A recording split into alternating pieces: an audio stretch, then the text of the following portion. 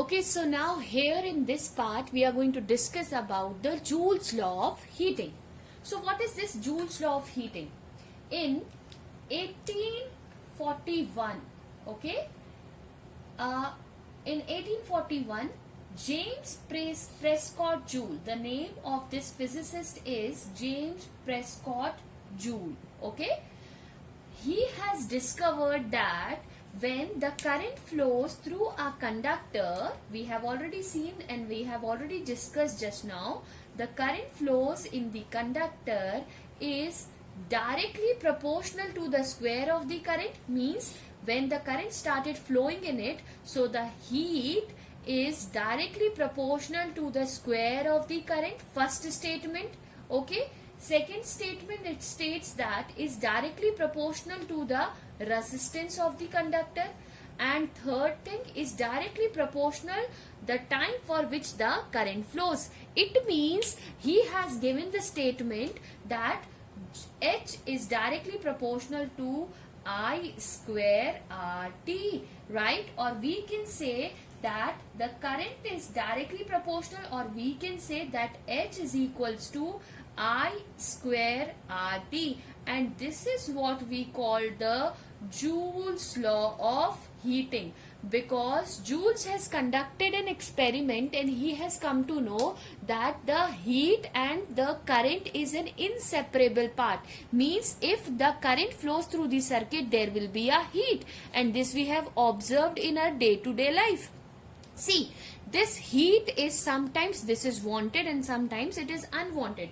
When it is unwanted when the circuit current flows through a bulb. हम नहीं चाहते that our bulb will get heat up. We don't want that our TV get heat up. We don't want that our mobile get heat up. These all effects of heatings are unwanted, right? But there are some wanted effect of heating where we want purposefully the heat, like your iron, the press which you are using for iron your clothes. That time you have seen we are purposefully creating that iron will produce heat, right? Second thing, you have seen a toaster maker, right, in which we are taking a toast where we want the heating effect. You have seen an electric geyser. All these are the example of the heat. So heat is important also, but this is unwanted also. So we are going to discuss this expression, that how the Joule's has given this statement that H is equals to I square RT. So we are going to see its derivation. So Joule's law of heating is clear to you, that it is given by the James Prescott Joule in 1841. He stated that heat when the current flows through the conductor, it produces an heat. That heat is directly proportional to the square of the current. I have written there I square, you can write it down, square of the current,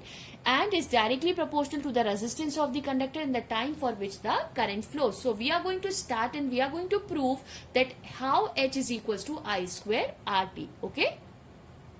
Okay, so for proving this H is equals to IRT, you have to understand that what? We know that in a circuit, we have assumed that I is the current which flows through the circuit, okay? I is the current which flows through the conductor, and Q is the charge, right? Charge flowing through the conductor. Now, understand this. We have assumed that we have a conductor, okay, resistance, ammeter we have, and we have a battery in it, okay. Suppose we have considered this circuit, okay. When the current flows through it, just now we have seen that the charges which is flowing, they have to do some work to overcome it, right? So we know that current formula is what? Charge upon time. From the definition of the current, in this circuit the current will flows, and what is the definition of current? Current is equals to charge per unit time. So from here I can write Q is equals to IT. This will be my equation 1. When I will transpose this, I can write Q is equals to IT, okay. Now we are already know that when the current or this circuit will be closed, there will be a current in the circuit. Now we have seen, because of this resistance, this electrons have to do, these charges have to do some work. if W is the amount of the work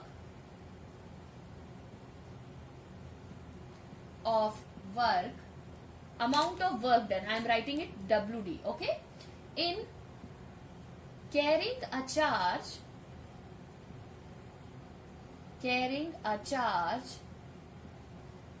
Q from one end to the another end of the conductor. Okay, so we know from the potential differences की formula क्या था? You remember W is equals to W upon Q. This is the definition from the potential difference. So work done, if I need to calculate, how I will find it out? W is equals to V into Q. This will be my equation 2, right? From equation 1 and 2, I can substitute the value of Q from this equation 1. So what will be? W is equals to V into Q की value क्या है बेटा आपकी? That is IT, right? I can substitute W is equals to V into IT, right? Now, according to Ohm's law,